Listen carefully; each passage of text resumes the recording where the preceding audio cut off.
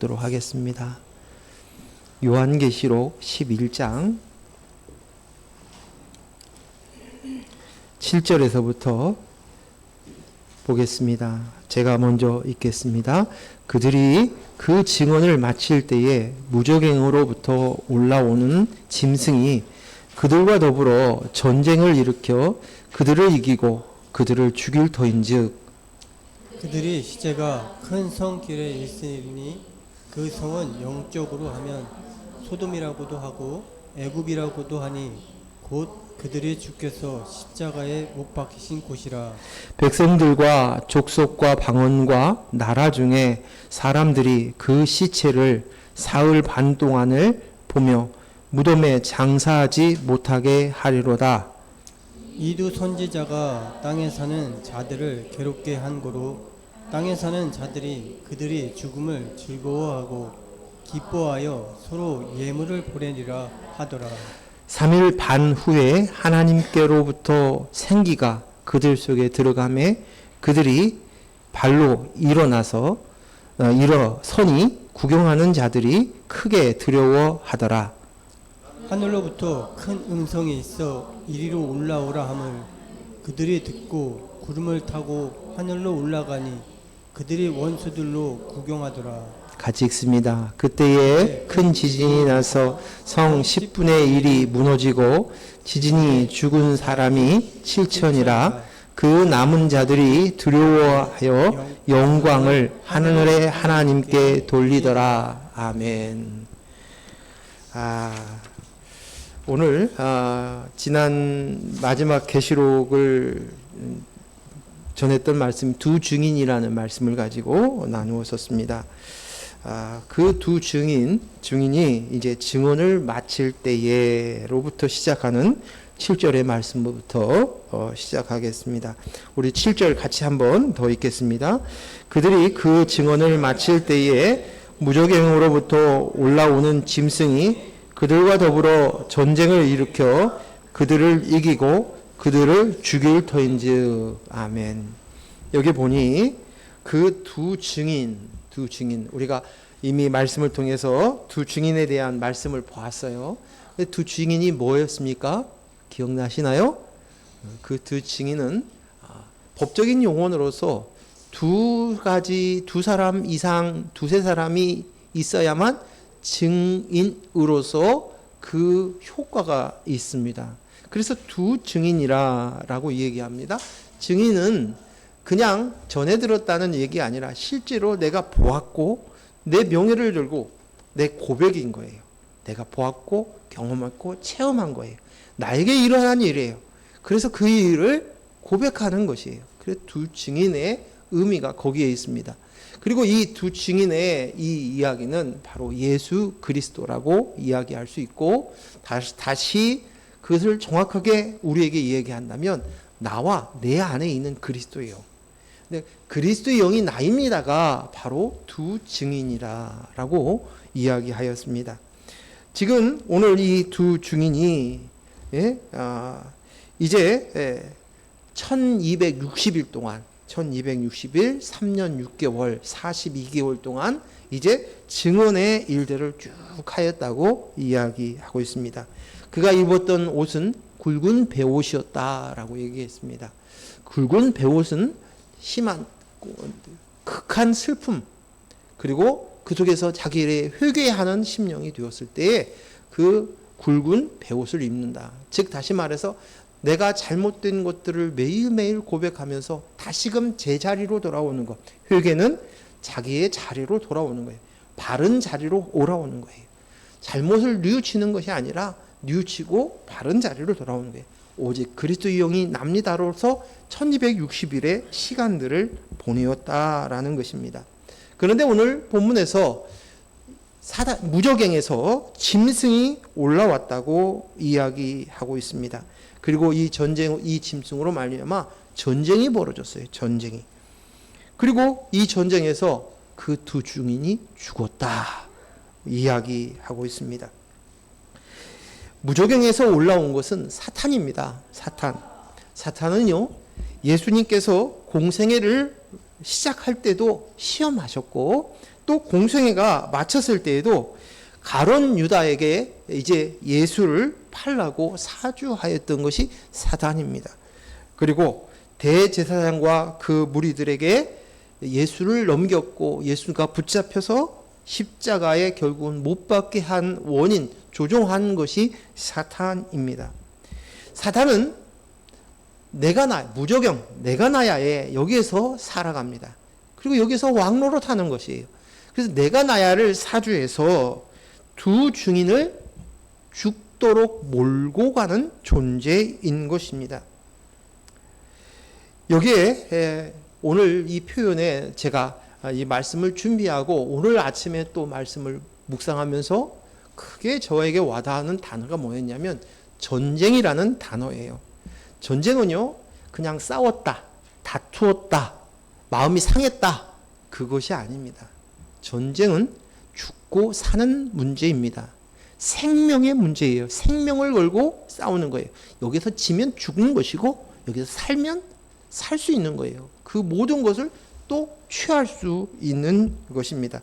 그래서 이 전쟁, 이 짐승과의 이 싸움은 전쟁이다라는 말이 치열하게 내 안에서 그리스도의 영으로 납니다로 이렇게 서 있는 이 싸움이 그냥 단순하게 그냥 친구하고 말다툼, 아내하고 말다툼하는 그 정도의 싸움이 아니라 그냥 링 위에서 규칙 안에 위에서 링 위에서 스파링을 하는 정도가 아니라 이것은 죽기 살기로 해야 될, 목숨을 걸고 해야 될 것입니다.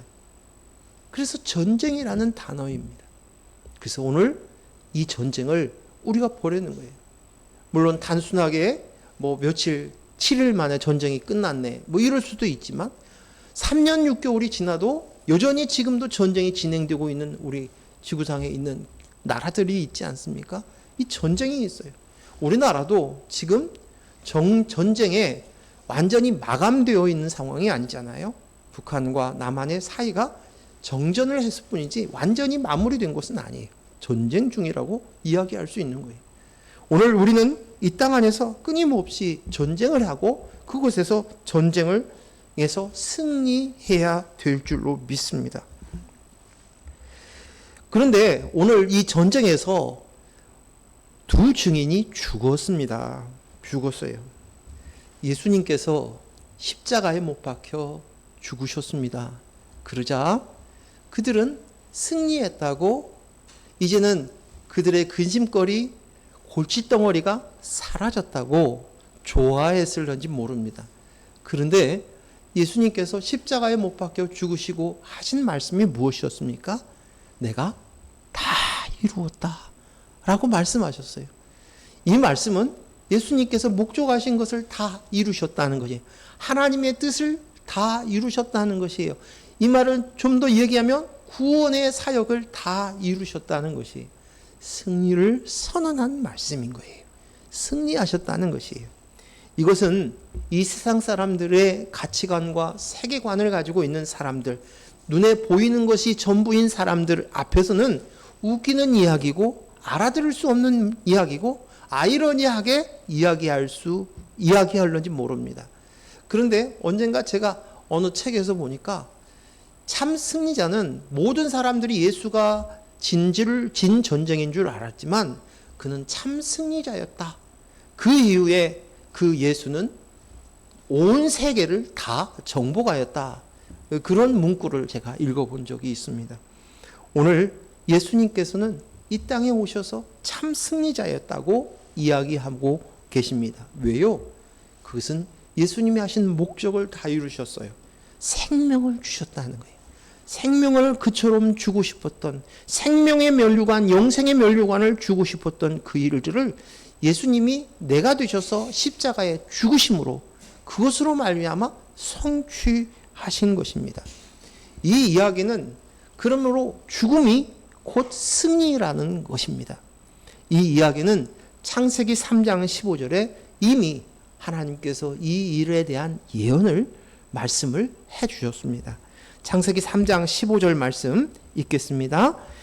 내가 너로 여자와 원수가 되게 하고 내 후손도 여자의 후손과 원수가 되게 하리니 여자의 후손은 내 머리를 상하게 할 것이요 너는 그의 발꿈치를 상하게 할 것이니라 하시고, 오늘 이 장면에 이 뱀과 여자에 대한 예언의 말씀인데, 하나님께서 주신 말씀인데, 여기 보면 여자의 후손과 그 원수가 그 뱀이죠, 사단이죠.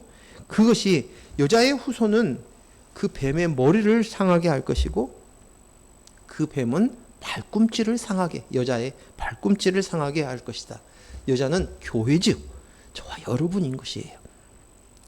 그들이 잠깐의 우리를 고통을 줄 수 있습니다. 줍니다. 그러나 예수님께서는 십자가에 못 박혀 죽으신 후에 3일 만에 부활하셨고 승천하셨습니다. 영원한 하나님 나라의 삶이 시작이 된 모습들을 보여주신 것입니다. 이 세상에서 보았을 때 예수가 죽자 다 끝난 줄 알았어요. 승리한 줄 알았어요. 이젠 걱정이 없다고 얘기했습니다. 그러나 이제 그것은 죽음으로 끝난 것이 아니라 이것이 곧 하나님의 나라의 문을 활짝 여는 시작이 된 것입니다. 내가 죽고 주님이 사는 삶이 시작을 이야기하시는 것이에요. 이어서 8절 말씀, 계시록 11장 8절 말씀 같이 읽겠습니다.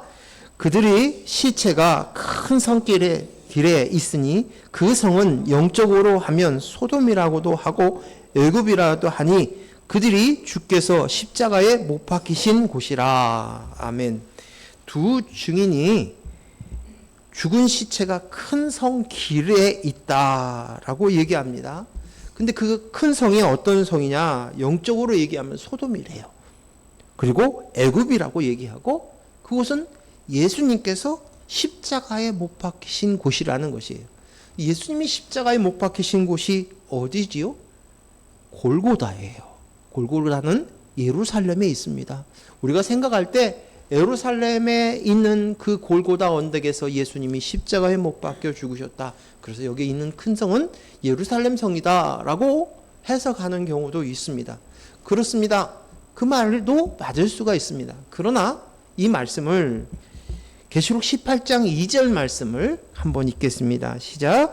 힘찬 음성으로 외쳐 이르되 무너졌도다 무너졌도다 큰 성 바벨론이요 귀신의 처소와 각종 더러운 영이 모이는 곳과 각종 더럽고 가증한 새들이 모이는 곳이 되었도다. 아멘. 여기 큰 성이 어디예요? 바벨론이에요. 근데 이 바벨론은 세상을 뜻하는 단어예요. 애굽도 우리가 알듯이 영적으로 의미는 세상이라고 이야기를 했습니다. 세상.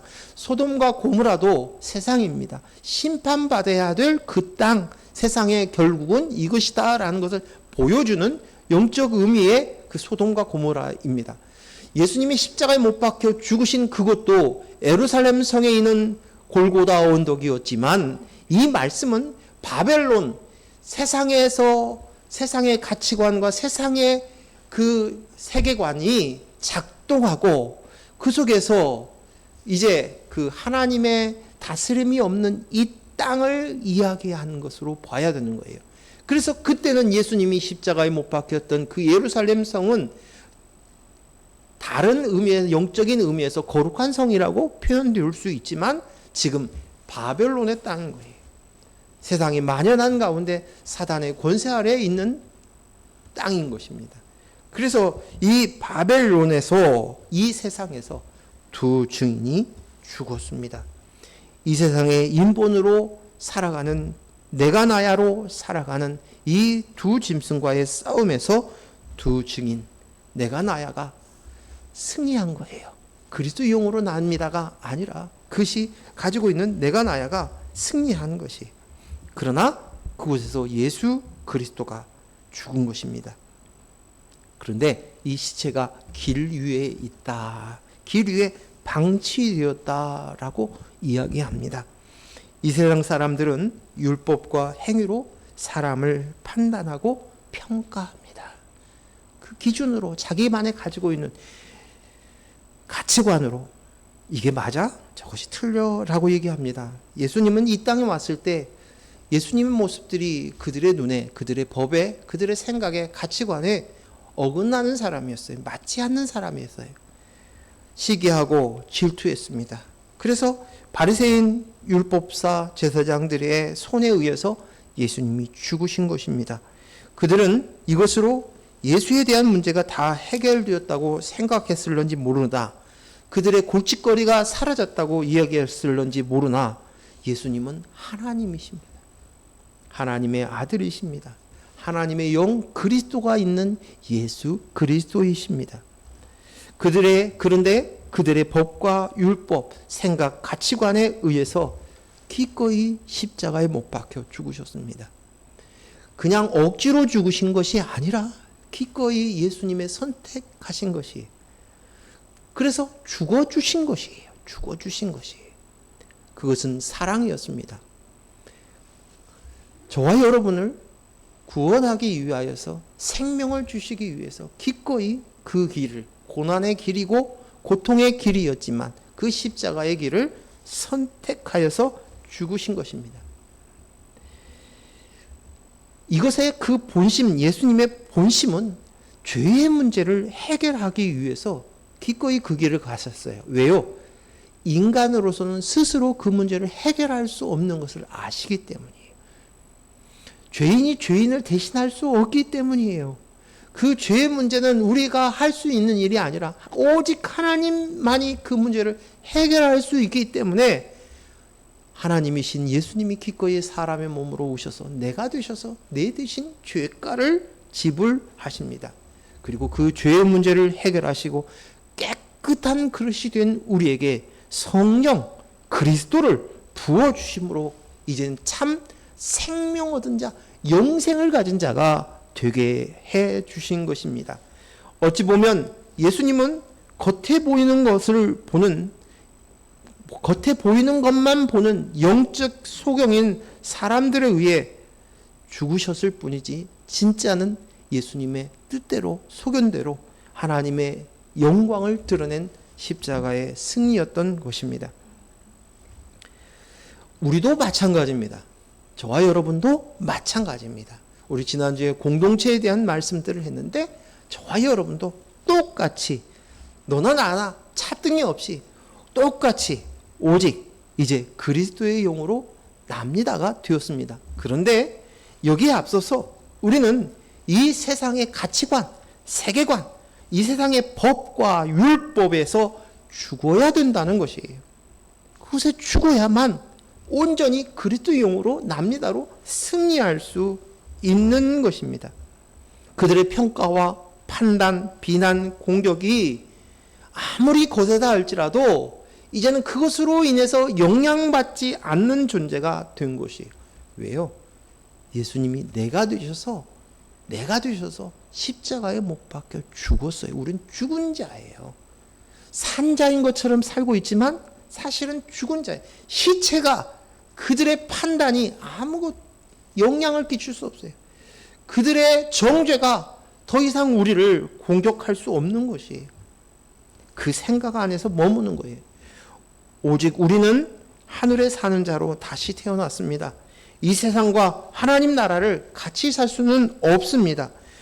몸은 비록 이 세상에 살아도 내 영은 이제는 그리스도의 영으로 하나님 나라에 살고 있고 하나님의 나라의 법에 작동되어서 그 다스림 속에 사는 것입니다. 우리의 소망은 오직 하나님 나라입니다. 이 땅에 잘되고 인정받고 높아지고 하는 자가 아닙니다. 물론 이 땅에 살면서 그러한 것도 따라오면 좋겠지요. 그러나 상관없습니다. 그런 영향이 온들 안 온들 온다고 해서 잠깐 좋을런지 모르냐. 그것으로도 내가 흔들릴 존재가 아니에요. 나의 뿌리는, 나의 반석은 그리스도의 영으로 말미암은 내가 된 것입니다. 상관없는 자입니다. 그래서 에베소서 2장 1절 말씀 같이 읽습니다. 그는 허물과 죄로 죽었던 너희를 살리셨도다. 제가 보니까 우리가 인생을 살다 보면 자녀의 문제도 있고 사업의 문제도 있고 인간의 관계의 문제도 있고 물질의 문제도 있고 여러 문제들을 가지고 있습니다. 모두 다 문제가 있어요. 문제가 없는 사람이 없습니다. 돈이 많은 사람도, 권력을 많이 가지고 있는 사람도 마찬가지입니다.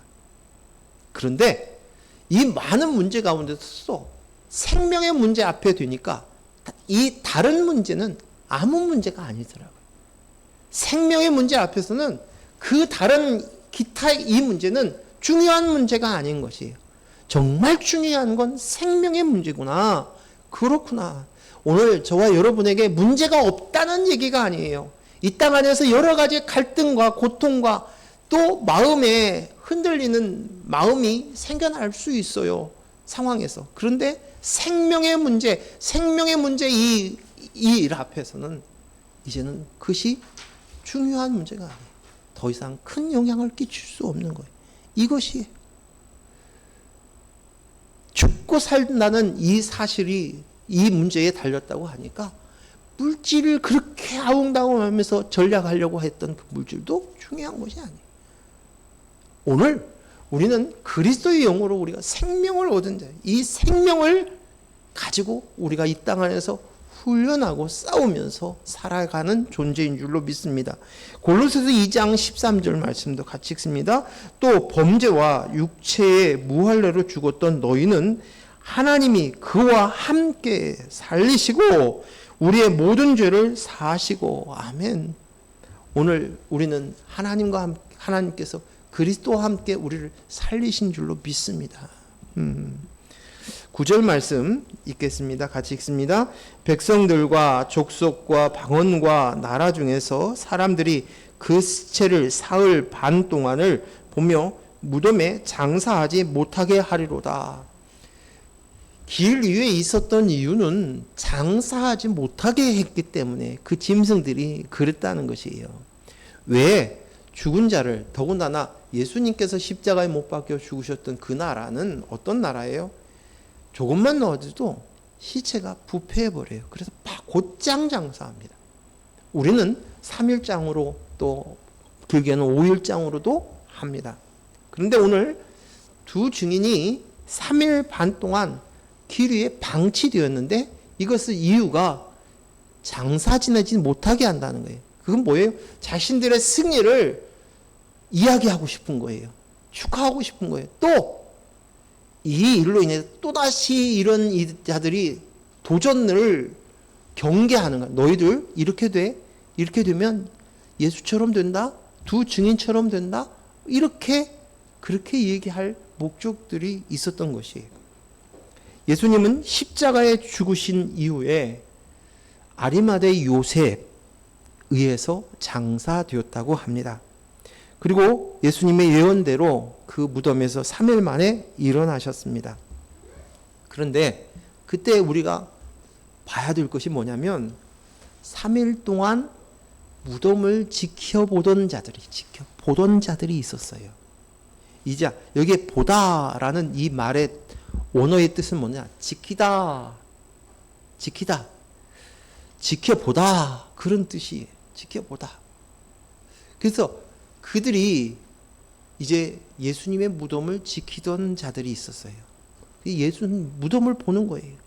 지켜보고 있었던 거예요. 사람이 죽었는데 3일 반 동안 장사 지내지 못하게 하는 것은 사람의 관점에서는 보면 최고의 수치입니다.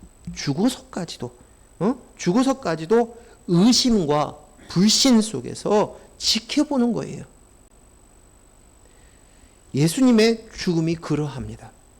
예수님은 이 땅에 있는 동안 많은 사람들은 바리새인과 율법사들, 지도자들, 기득권자들에게 미움과 질시를 받았고 침뱉음의 수치를 당하셨고, 그리고 사람에게 가장 무서운 십자가의 죽으심으로 인해서 수치를 당하셨습니다. 우리는 이 세상에서, 가정과 사회에서 사람들이 나를 어떻게 생각하고 어떻게 대접하는가, 그 일이 중요한 것으로 가치를 두고 살아요. 다른 사람이 나한테 뭐라고 욕하고 뒷담화하는 그것으로 인해서 잠을 못 자고 지새운 적이 없습니까? 저는 있었습니다. 속상해서. 그 기질에 따라 다르지만 어떤 사람은 당장 가가지고 왜 그러냐라고 따져볼 수도 있었겠지만 그런데 그런 기질은 못 되고 속으로만 끙끙 앓았습니다. 그것이 중요한 것입니다. 그들의 판단들이 그들의 기준으로는 가장 큰 수치를 주는 것이 예수를 죽이고 그리고 그 무덤도 지켜서 그것이 예수가 이 땅에서 한 이야기가 3일 만에 부활할 거라는 이야기를 그러니까 거짓말이야. 이것을 자기네들이 말이 맞아. 예수는 거짓말장이야. 이것으로 인해서 수치를 주고 싶었던 것이에요.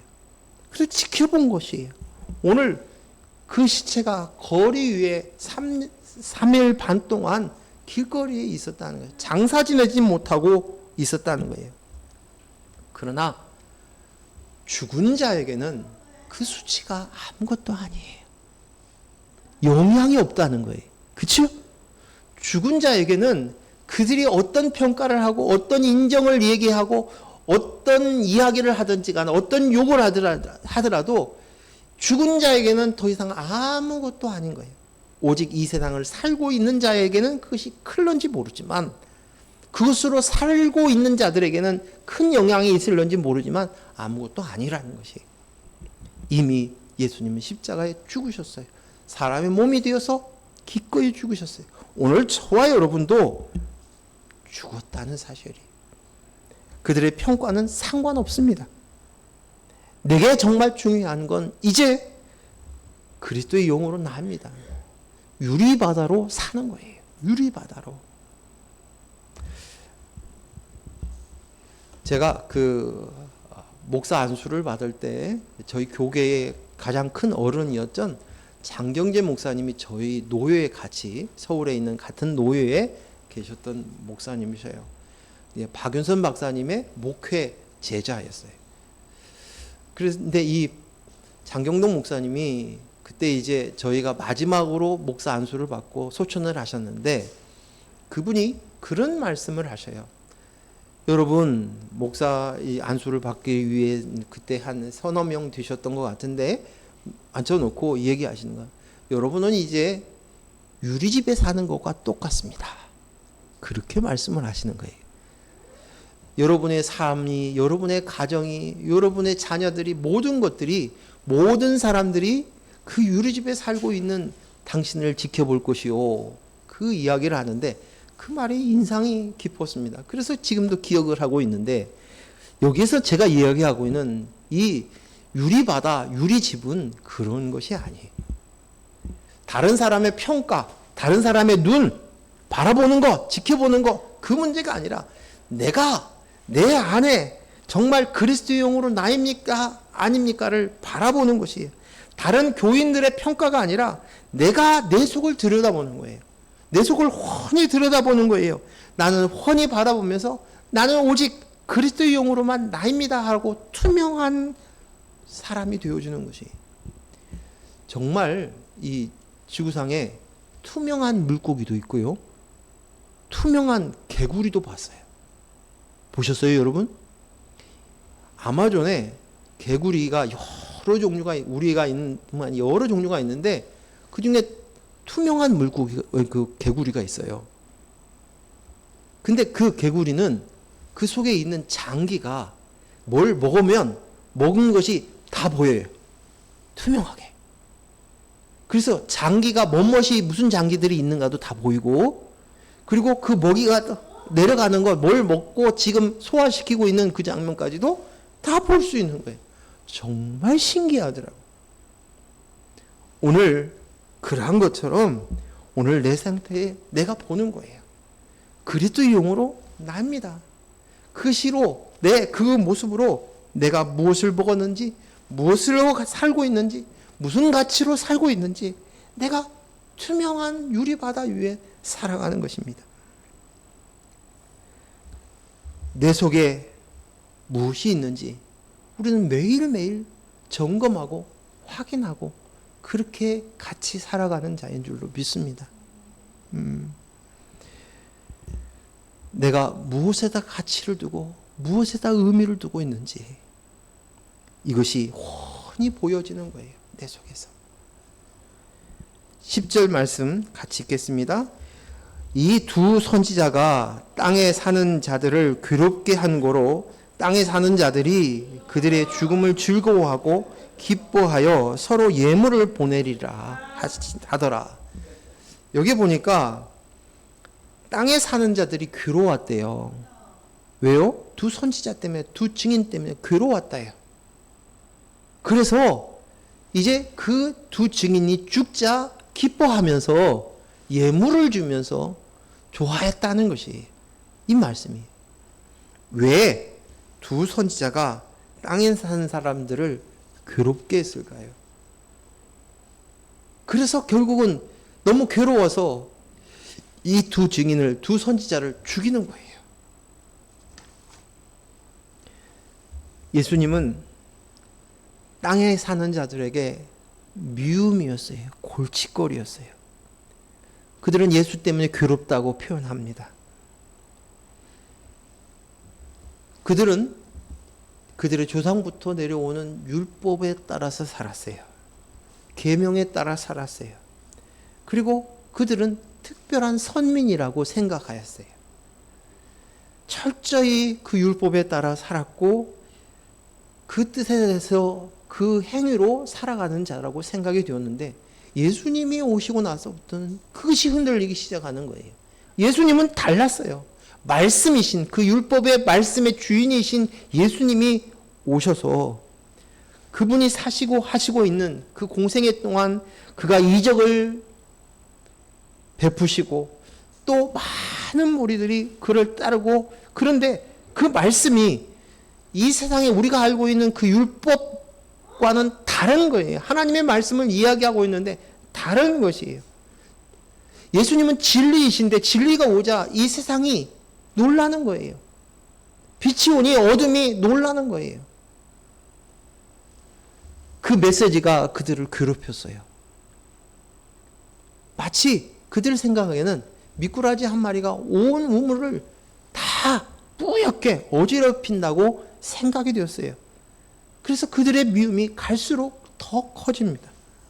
그리고 결국은 예수님을 십자가로 데리고 갑니다. 요한복음 15장 18절 19절 말씀 읽겠습니다. 시작.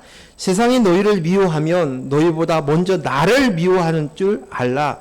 너희가 세상에 속하였으면 세상이 자기의 것을 사랑한 것이나 너희는 세상에 속한 자가 아니요 도리어 내가 너희를 세상에서 택하였기 때문에 세상이 너희를 미워하느니라. 아멘. 예수님께서 이미 이 말씀을 하셨어요. 저들이 예수님을 얼마나 미워하고 있고 그들이 얼마나 괴로워하는지를 알고 있는 거예요. 빛이 오매 자신들의 허물들이 죄들이 다 드러나는 것이에요. 형식으로만 법을 지키고 행위로만 그것으로 자기의 가치를 살고 있는 그들의 정체가 속속들이 나오는 것입니다.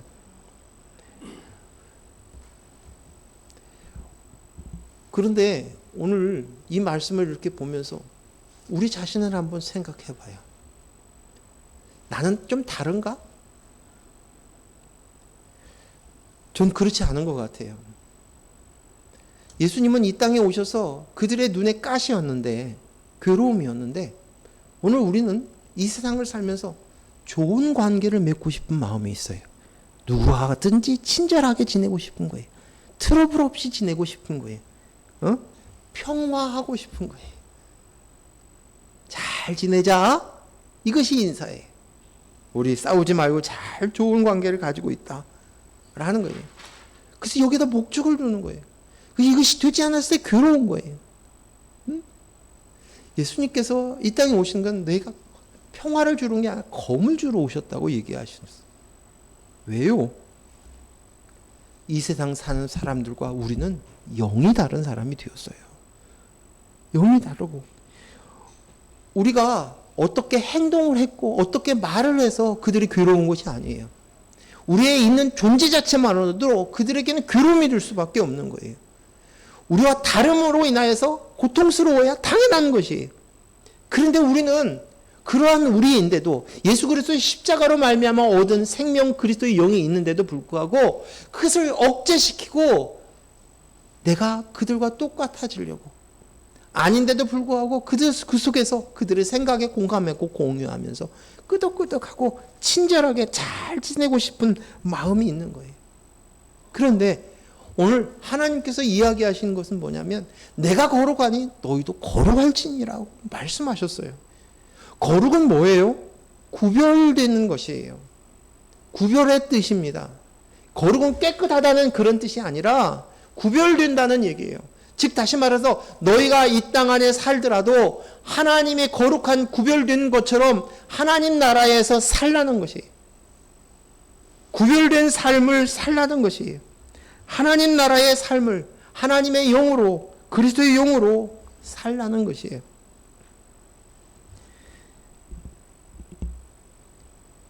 내 가족에게, 내 배우자에게, 내 자녀들이 나하고 똑같은 가치관과 생각을 갖기를 바라고 있어요.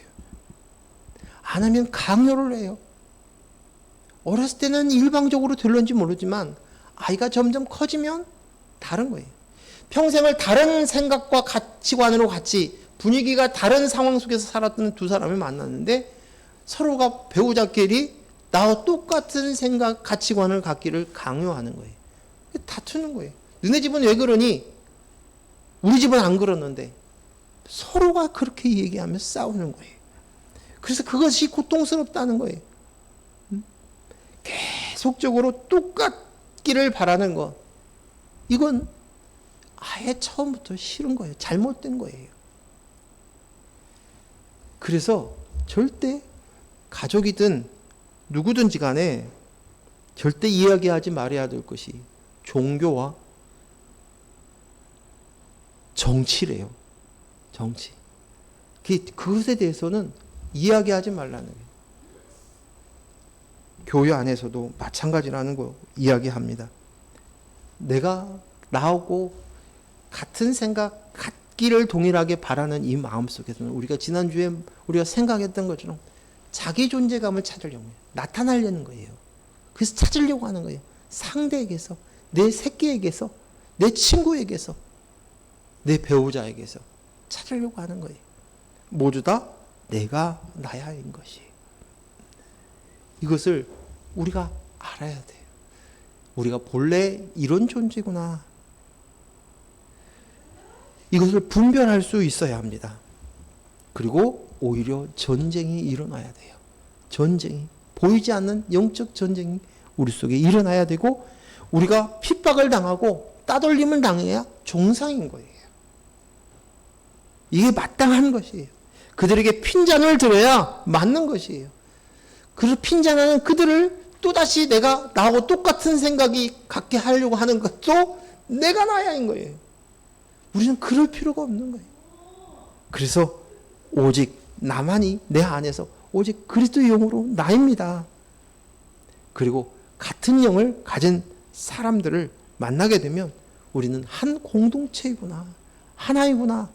153마리가 각각이지만 그러나 한 그물에 잡힌 자들이에요. 죽은 자들이에요. 우리는 한 그물에 잡힌 자인 줄로 믿습니다. 그래요. 그래요. 다 다르지만.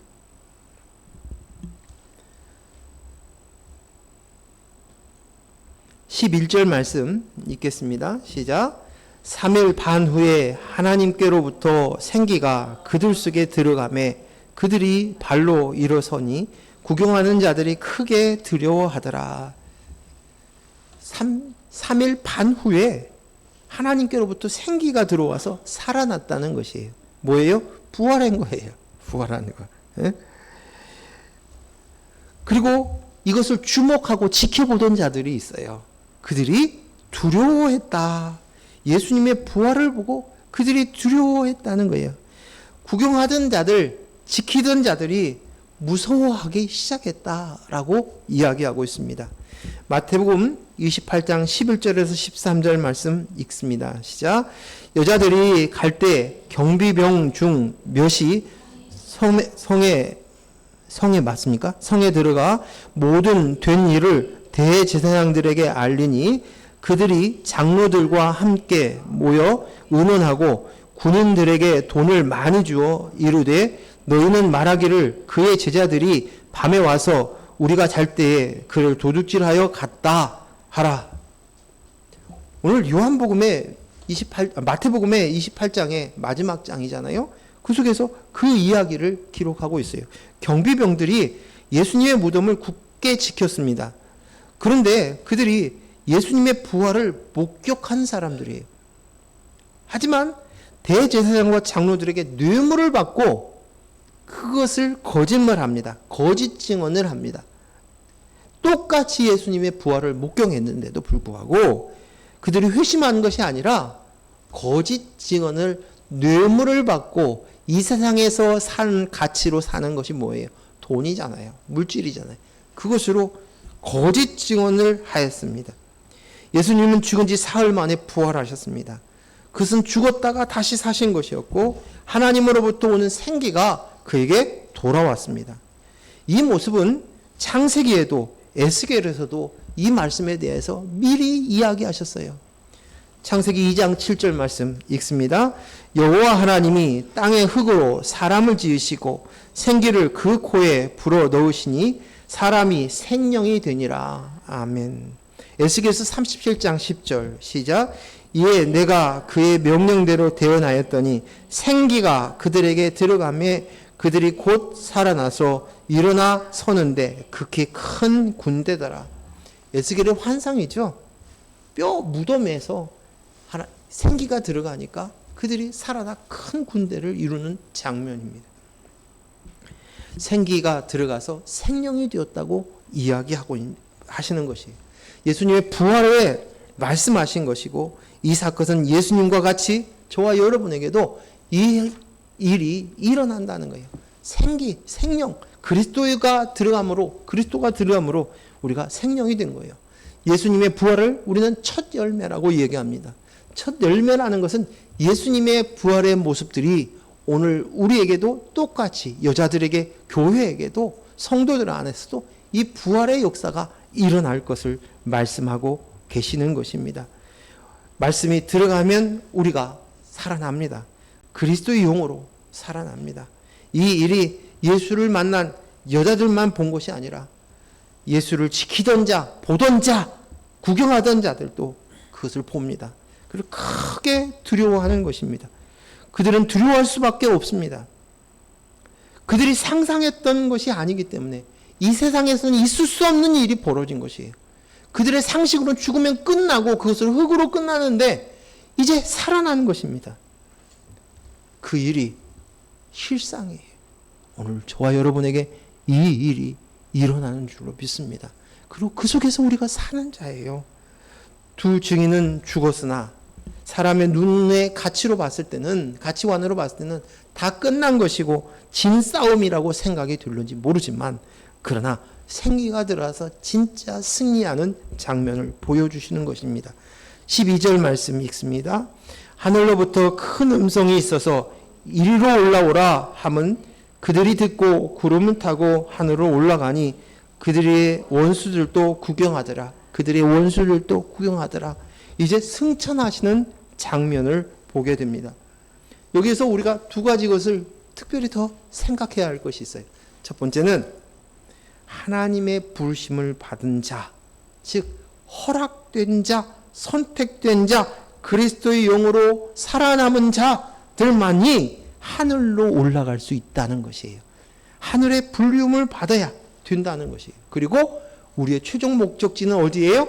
하늘이라. 하나님의 나라라는 것이에요. 하늘. 우리는 모두 다 이리로 올라오라라는 명령을 받은 자만이 하늘나라에 갈 수 있습니다. 그리스도 영으로 생기로 살아난 자만, 그리스도 영으로 생기로 인해서 생명이 된 자만이 이제 하나님 나라에 올라갈 수 있습니다. 오늘 저와 여러분에게 이러한 특별한 은혜가 있음에 대해서, 이 생명이 있는 것에 대해서 큰 감사와 기쁨이 있기를 바랍니다. 두 번째는 여전히 이 땅을 살아가야 되는 자, 하나님의 불림을 받은 자지만 여전히 육신으로 이 땅에 살아가는 자는 어떻게 삶을 살아가야 할 것인가? 이것이에요. 이 부분이에요.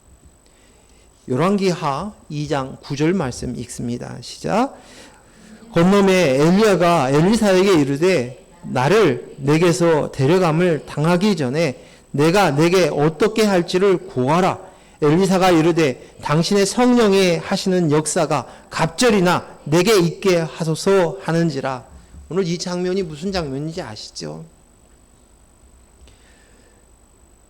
엘리사가 그 엘리야가 이제 하나님 앞에 이제 승천하는 장면이죠. 그때 그의 그 제자였던 엘리사가 와서 붙들고 이야기 간절히 요구한, 계속 쫓아다니죠. 쫓아다니면서 얘기하는 것이 뭐냐면 나에게 갑절의 영감을 주세요. 그렇게 부탁을 합니다. 근데 이 갑절의 영감을 보면서 엘리야에 가지고 있는 그 영적인 능력이 2배나 갖는 것이다. 그래서 많은 사람들이 이 엘리야의 이 영감을 나에게 주십시오. 또 그 엘리사가 받았던 갑절의 영감을 주십시오라고 기도하는 경우들도 많아요. 그렇게 얘기하는데 오늘 성경에서 갑절이라는 경우는 장자가 자식이 5이 있으면 6을 나누어서 장자에게는 2배를 주는 거예요. 갑절을 주는 거예요. 그래서 이 말은 장자의 영을 달라는 것이에요. 유업을 이을 영권을 달라는 것이었어요. 이런 의미인데, 즉 다시 말해 이 말씀은 오직 나는 하나님의 아들의 영, 그리스도의 영으로 나입니다. 이 고백인 것입니다. 오늘 이 땅 안에서 남아있는 자들이 해야 될 것은 엘리사가 기도했던 것처럼, 간구했던 것처럼 나에게 갑절의 영감을 주십시오. 즉 다시 말해서 그리스도의 영으로 납니다. 하나님의 나라를 유업을 이룰 자로 삽니다. 이 소망으로, 이 기도로 살아가야 된다는 것이에요. 사도행전 1장 3절에서 5절 말씀 같이 읽습니다. 그가 고난받으신 후에 또한 그들에게 확실한 많은 증거로 친히 살아계심을 나타내사 40일 동안 그들에게 보이시며 하나님의 나라의 일을 말씀하시니라. 사도와 함께 모이사 그들에게 분부하여 이르시되 예루살렘을 떠나지 말고 내게 들은 바 아버지께서 약속하신 것을 기다리라. 요한은 물로 세례를 베풀었으나 너희는 몇 날이 못 되어 성령으로 세례를 받으리라 하시느니라. 아멘. 오늘 예수님께서 부활하시고 난 이후에 40일 동안 이 땅에 계셨어요. 이 땅에 계신 동안 하신 말씀은 딱 한 가지 주제였어요. 뭐였어요? 하나님 나라였어요. 하늘나라였어요. 여기서 하나님의 나라에 대해서 이야기하시는 그것이, 이제 우리 소망은 하나님 나라예요. 그리고 너희가 전혀 힘쓰고 애써야 될 것 있어. 흩어지지 말고 모여서 전혀 기도에 힘써. 그래서 하나님이 주시는 성령을 받아, 그리스도의 영을 받아. 그래서 그들이 마가의 다락방에서 120명의 성도들이 전혀 기도에 힘썼던 것이에요. 그렇죠? 오늘 우리가 해야 될 것, 부활하신 예수님께서 부활의 첫 열매 되신 예수님께서 우리가 주셨던 그것, 남겨져 있는 제자들에게 주셨던 그 말씀의 메시지를 우리는 기억해야 되는 거예요. 남겨져 있는 엘리야가 엘리사에게 주었던 그것, 그걸 엘리사가 간절히 구해야 될 그것, 그리스도 용으로 납니다. 이 일에 너희가 전혀 힘쓰고 이제 너는 하나님의 나라의 소망을 두면서 살아야 돼. 이 말씀의 메시지를 주셨다는 것을 우리는 기억해야 될 줄로 믿습니다. 마지막 13절 말씀 읽겠습니다. 그때에 큰 지진이 나서 성 10분의 1이 무너지고 지진에 죽은 사람이 7천이라. 그 남은 자들이 두려워서 영광을 하늘의 하나님께 돌리더라. 두 증인 예수님께서 승천하신 후에 큰 지진이 났고 성의 10분의 1이 무너지고 그 지진에 죽은 사람이 7천 명이다 라고 이야기하고 있습니다. 여기에 10분의 1이 무너졌다라는 이 말씀은 그 영적인 의미가 뭐냐면 11조와 똑같은 것이, 이 큰 성이 10의 1은 열의 대표해서 하나를 드리는 것이에요. 그러니까 하나는 열을 다 뜻하는 것이에요. 즉 다시 말해서 지금 오늘 10분의 1이 무너졌다, 그 말은 그 성에 큰 지진이 일어났다는 말이에요. 그리고 거기서 죽었던 사람이 7천 명이었다. 그 성에 살던 사람이 7만 명이었는데 그 중에 7천 명이 죽었다, 그 이야기가 아니라 7은 완전 숫자이고 1000은 그 정한 숫자예요. 하나님이 정한 숫자가 찼다는 뜻이에요. 그래서 즉 다시 말해서 하나님의 정한 완전한 숫자가 채워졌다. 그 말씀이에요. 오늘 예수님이 부활하시고 승천하신 그 장면, 오늘 우리 그리스도의 영으로 남리나라로서 하나님 나라의 백성으로서 하나님 나라에 살게 되어지는 그 순간 안에 이러한 큰 지진이 일어났고 땅에 지진이 일어나고 하나님의 정한 숫자가 죽음을 당했다는 것입니다. 마태복음 27장 54절 말씀 같이 있습니다. 백부장과 함께 예수를 지키던 자들이 지진과 그 일어난 일을 보고 심히 두려워하여 이르되 이는 진실로 하나님의 아들이었도다. 예수님이 십자가에 못 박혀 죽으셨을 때 땅이 흔들렸어요. 무덤이 열렸어요. 지진이 일어났어요. 성소에 있는 휘장이 위로부터 아래로 찢겨졌습니다. 이 일들 앞에서 백부장과 거기에 있는 사람들이 똑같이 감동을 하며 그는 진짜 진실로 하나님의 아들이었다라는 것입니다. 오늘 땅에 이 일들이 일어난 이 땅은 뭘 뜻해요? 우리 심령이에요. 지진이 일어난 거예요. 그래서 여기서 내가 나야가 죽은 거예요. 그리고 우리 안에 고백이 뭐가? 그는 진실로 하나님의 아들이었다. 그 하나님의 아들이 내가 되었어요. 그는 진실로 그리스도의 영으로 말미암아 그리스도의 영이 내 안에 들어옴으로 내가 하나님의 아들이 되었어요. 예수님이 진실로 하나님의 아들이었도다라는 이 고백을 뚫어진 것은 하나님의 영을 주셔서 빛을 비춰주어서 그 진리를 그들이 깨달아서 눈이 열려진 것이. 오늘 우리에게 진실로 이 땅 안에 지진이 일어나면서 우리가 고백합니다. 그는 진정으로 진실로 하나님의 아들이었습니다. 이 고백이 오늘 우리 속에서 생명을 얻은 자로서 되어져서 하늘과 땅이 하나가 되어지는 삶을 우리가 살아야 될 줄로 믿습니다. 기도합니다. 하나님 아버지 감사합니다. 오늘 계시록의 말씀을 통해서 주셨던 이 말씀들을 다시금 곱씹으면서 내가 누구인가, 내가 어떤 존재인가를 깊이 곱씹고 생각하며 살아갈 수 있도록 하여 주시고 생명 가진 자로서 하나님의 나라를 누리며 살아갈 수 있도록 허락하여 주시옵소서. 내가 죽고 주님의 삶으로 승리하는 삶을, 이것이 참 승리인 것을 우리가 인식하게 하여 주시고 세상 사람들은 죽는 것이 그것이 실패고 전쟁에 졌다고 얘기하려는지 모르지만 우리에게는 진정한 예수 그리스도가 그러시는 것처럼 다 이루었다, 승리하였다라는 이 고백이 선포되어지게 하여 주시옵소서. 예수님 이름으로 기도했습니다. 아멘.